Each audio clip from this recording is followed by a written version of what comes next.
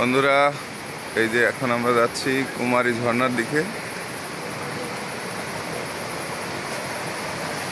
পাহাড়ের পাদদেশে কুমারী ঝর্ণা। আমরা এখন যাব। এখানে পাহাড়ি পাথরের রাস্তা, কঠিন আছে পথ, যদিও একেবারেই সাঙ্গো নদীর সাথেই, কিন্তু ঝর্ণাটা ছোট হলে অনেক সুন্দর শুনেছি। যদি দেখার সৌভাগ্য হয়, ও অসাধারণ! এই যে অসাধারণ কুমারী ঝর্ণা, ভাবাই যায় না।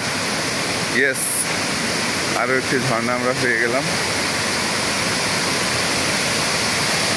কুমারী ঝর্ণা। এই সেই কুমারী ঝর্ণা, অসাধারণ। সাধারণত পানি থাকে না, এখন ধরা রোবন, প্রচুর পানি।